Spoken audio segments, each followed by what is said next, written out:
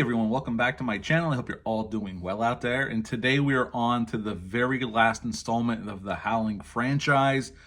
And next we're going to rank this franchise. This has been a journey for sure. And this one I've never seen. I remember when it was announced back in 2009, I believe, and it came out in 2011, but I've never seen it. So this is a brand new watch for me. It's on Tubi if you want to watch it. But before we get into this one, do me a favor, like, comment, and subscribe. Join me here. I greatly would appreciate that. Also, as always, a shameless plug for my TeePublic store. I'll leave a link for that in the description box below if you're so inclined to check that out. And today we're on to the last installment, and this one is The Howling Reborn. This dropped on DVD October 18th of 2011. It's rated R. It's an hour and 28 minutes long. It was released by Anchor Bay, although it did get a small theatrical release because it made $180,871. This was directed by Joseph Zimzicki. Not familiar with anything else he's done, but he directed this film. And basically, what happened with this film is different people got the rights to the Howling franchise, and this is kind of like a reboot. They say it's based off the Part 2 book. Even in the credits, this is not based off the Part 2 book. The Howling 2 novel by Gary Brandinger has nothing to do with that. Trust me. Pretty much, if I had to describe this film, before we go in a brief plot synopsis, this is pretty much Twilight meets The Howling, because Twilight was hot at the time. I'm not a fan of those films. I've watched the first one. It doesn't interest me, but you could definitely see how much influence those movies had on this film. Now, this is rated R, where those movies were PG-13. So anyway, our main character, Will, who's kind of like this geeky kid who gets good grades and is in this, the science club and all that. He's not a popular kid. He's a senior in high school about to graduate. His mother had been killed when he was born, which we see that footage in the beginning. And then we're introduced to Will. He's a senior in high school, living with his dad. And he's a big crush on this girl, Elena, who hangs out with all the cool kids, as you would expect. And pretty soon as there's cliques in school, as there usually is in real life. And, this is basic teenage movie stuff. He goes to a party and they kind of get him to take some drugs, and he's starting to see things. And there's a werewolf there. We don't see it really except for a quick glimpse of the face, and he gets away. He's convinced it was just a trip on the drugs he took. And pretty much he finds out that his mother is still alive, even though they thought she was dead. And she is like this queen werewolf, and she wants him by her side. And she's building this werewolf army to take over the world, pretty much. And he and Elena try to stop them. He turns Elena into a werewolf by accident.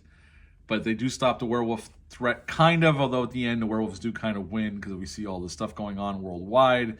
And that's pretty much the end of The Howling Reborn. Okay. What to like about this film? Well, I will say up front, because the last several Howling sequels, the directing, I wouldn't say is great. The directing is much better here. Is it awesome? No, because they do employ some of those bullshit techniques when there's action happening. The camera is shaking. Like, you can barely see what's going on. It's like you're having an epileptic fit.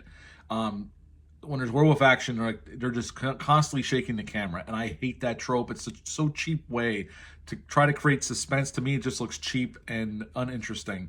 I never liked that stuff. It never worked for me, and here it's just grating.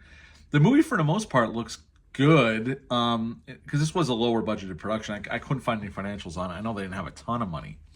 But the movie does look better than the last several sequels in terms of cinematography and just the camera work, but still nothing great. I mean, it still doesn't top Joe Dante's work in the original film, but it's definitely the best the movies have looked through several sequels, so I got to give them hats off to that.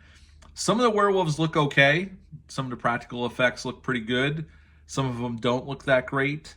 The transformations are a blend of CGI transitions, and they don't look good.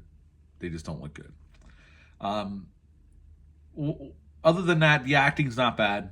The main lead, the guy who plays Will, looks like Robert Pattinson's kind of. It looks like he's like his cousin or something. He kind of looks like, I can see why they hired him, because they were going for that Twilight flavor, and it comes across on screen.